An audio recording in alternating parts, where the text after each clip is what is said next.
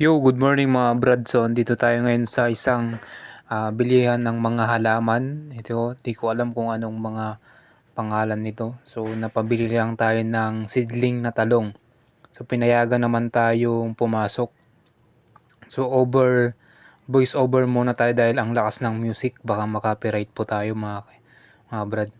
So, ito yung mga tanim nila. Ang gaganda. Ang lulusog. You know, gaganda oh.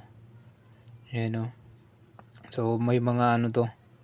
May mga pangalan pero hindi ko talaga alam kung anong mga tanim. Ang mga mahilig dito yung mga ano mga magulang natin, mga nanay, tita, and auntie. Ayan oh. 'Di ba kung mahilig kayo sa mga ganitong ano, halaman, pwedeng-pwede sa inyo 'to. So, meron tayo sila dito, parang cactus. Ano ba 'to?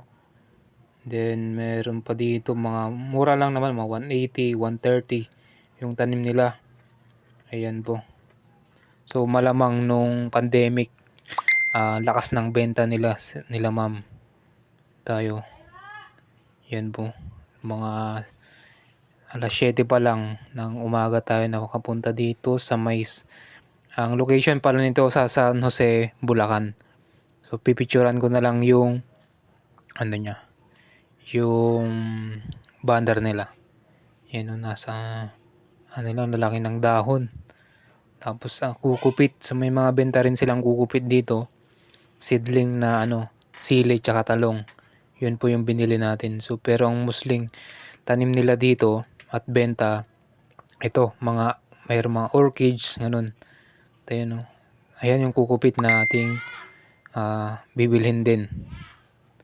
And mura lang daw yan, 30 pesos kung gusto nyo rin bumili. Yung pang display sa bahay, ayun no. Pakarami. Mura lang din naman yung benta nila. And may other ano din sila dito. May mga ibang lupa, vermicast. Check din natin dito sa labas. Ayan po. Napakaganda. Along the highway lang pala yung taniman nila. Kaya madali siyang hanapin. Pag papunta kayo ng dito, basta sa San Jose, Santo Cristo, papunta tayo Santo Cristo. Ayan, malapit yun no. Sa kasabit lang mga tanim nila. Ganda, nakaka-relax dito. So, nagsuserve din sila ng food pero hindi pa daw sila bukas. Ayun po. Diba? Ito yung mga pusa nila oh. Okay, ang cute oh. Meron silang pusa dito. Yun. Checkin natin dito sa labas. Diyan ako magulo. Kaya na lang mag-adjust.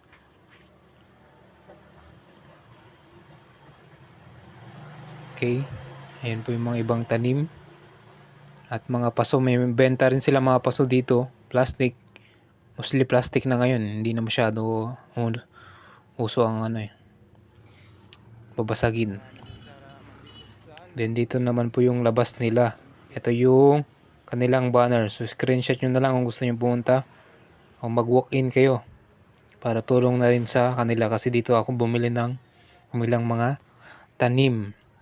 Ito yung sa labas niya. Kasi wala akong masabing pangalan ng mga. Ayan lang alam ko. Bougainvillea ata yan. Yan po, yan lang po sa tabi ng daan.